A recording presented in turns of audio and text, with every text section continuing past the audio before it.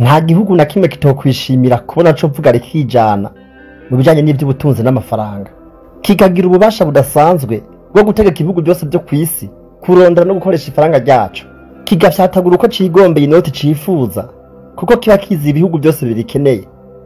Ariko bikigendera gute iyo cafyataguye inoti zitagira igitigiri, maze bya bihugu byose bikaja inama yo kwitera igitugu, bakariharira ivomo rikamera nk'igicibwa. Abantu benshi uyu munsi bibaza yuko ifaranga rya Amerika ryamye rihangane, ryamye riri ku ngoma riganje ku isi yose. Ihi bambe yose ko vyahoze.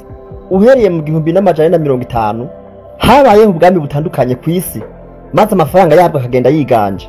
Aha twavuga ubwami bwa Portugal, ubwami bwa Espagne, ubwami bw'Ubuholandi, ubwami bw'Ubufaransa, ubwami bw'Ubwongereza, hanyuma haza ubwami bwa Leta Zunze Ubumwe za Amerika kuva mu 1945 inyuma y'intambara ya kabiri y'isi yose. Muri uwo mwaka wa 1945 intambara y'isi yose maze kurangira, ibihugu bishaka kuri 44 byakoraniye amasezerano ya Leta Zunze Ubumwe za Amerika, amasezerano yiswe Bretton Woods Agreement. Aya masezerano none yari yubakiye kuki? Yavuga iki? Yategeka iki Amerika n'ibindi bihugu bisigaye? Muri ayo masezerano bumvikanye yuko ifaranga rya Amerika, idolari rya Amerika rigiye kuba ifaranga ryubashwe ku isi kandi rikwiye gukigirwa n'ibihugu byose byo ku isi, rikagira agaciro, rikagira agateka gusumba andi mafaranga yose yo ku isi. Ico gihe Leta Zunze Ubumwe za Amerika zari zifise inzahabu nyinshi gusumba ibindi bihugu byose byo ku isi, maze ubwazo ziyemeza yuko zigiye gucatura inoti zihwanye n'agaciro k'inzahabu bari bafise mu bubiko, bari bafise muri stock, kandi ko zitazigira zirenga kwa ayo masezerano ngo zifyature inoti zirengeye ububiko bw'izahabu bafise kugira ngo idolari ridata agaciro, ibyo twita inflation. Ico gihe ibihugu byose byaremeye ko bizohora bironka ifaranga rya Leta Zunze Ubumwe za Amerika ari uko bigize ico bishora. Ayo masezerano bose barayemeranya, arasinywa, batera ku kinkomo. Kubahiriza ayo masezerano kwamaze nk'umwanya rumera, kuko Leta Zunze Ubumwe za Amerika mu mwaka wa 1971 zarahemutse. Ayo masezerano zirayatatagura yose, zibonye ko zimaze kwiganza mu bya gisirikare, mu by'ubutunzi no mu by'amagara y'abantu. Leta Zunze Ubumwe za Amerika zatangiye gucatura inoti uko zishakiye. Idolari kuva ico gihe byabaye nk'ikigwanisho c'iterabwoba kuri buri gihugu cose gihirahiye ngo kivyure umutwe kigaragaze yuko iri faranga ryamaze guta agaciro, canke ngo kigaragaze yuko Leta Zunze Ubumwe za Amerika zahemukiye ibindi bihugu ku masezerano bari bahanye. Abakuru b'ibihugu batandukanye barishwe bazira kwerekana ubuhemu bwa Leta Zunze Ubumwe za Amerika ku bijanye n'amasezerano ya Bretton Woods Agreement. Mu mwaka wa 1974 noneho birunyuka, Leta Zunze Ubumwe za Amerika zisinyanira amasezerano y'igihugu ca Arabia Saudite ko buri gihugu cose co kw'isi kizogura essence, kizogura ibitoro hakoreshejwe idolari rya Leta Zunze Ubumwe za Amerika, ico bise petrodollar.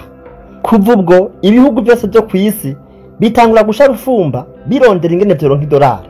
Imbere y'intambara ya Ukraine n'Uburusiya nta gihugu na kimwe wohonye ngo kw'isi ngo kiburemwo amadolari, ahubwo ndetse hari n'ibihugu babika amafaranga yabo bagakoresha amafaranga y'amadolari mu gishingo c'amafaranga yabo, bakayasumisha, bakayivuzamwo. Akarorero naho hiyo muri Kongo ababanyi bacu. Uyu munsi uruhigi rwahindukiye, ibihugu nka byose bigomba kubaho byidegembya bitaganjwe n'iri faranga ry'Abanyamerika.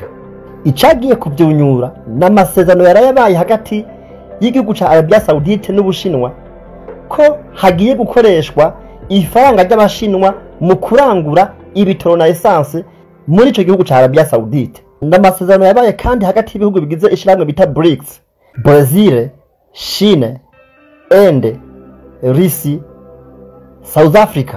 Ibyo bihugu bigiye guhana ibidandazwa hakoreshejwe amafaranga yabyo. N'ayandi masezerano yabaye hagati ya Brazil na Argentine azotuma ibihugu byose byo muri Amerika y'Epfo bikoresha ifaranga bagiye gushiraho kugira ngo bihanahane ibidandazwa. Aha mu karere iwacu twabonye Perezida William Ruto arongoye igihugu ca Kenya agabisha abakenya bose bafise amadolari ko bakwiye kuyagurisha kuko ngo isoko igiye guhindukira. Mu nyuma Kenya iganira amasezerano n'igihugu ca Arabia Saudite ko bagiye guhanahana ibitoro na essence hakoreshejwe amashiringi y'amanyakenya. C'est la fête du pétrodollar. Nirihe faranga rigiye kuyobora isi? Bitcoin. Kugeza uyu munsi Bitcoin irimwo umutahe ugera trilliards zitatu z'amadolari y'abanyamerika. Aba investisseurs bakomeye ku isi bariko bashira imitahe muri Bitcoin. Canke ni Pi network. Mu gihe tubona abapiyoniye barenga imiliyoni 45 bariko bacukura iri faranga ridafatika, monshe hame amezi ari imbere atubikiye ibintu byinshi. Ntako ntazogira kugira ngo ndagushikirize ibiriko biraba, ariko igihari nuko ifaranga rya Leta Zunze Ubumwe za Amerika ririko datituka. Nitwisenge Bonaventure, life coach. See you at your purpose.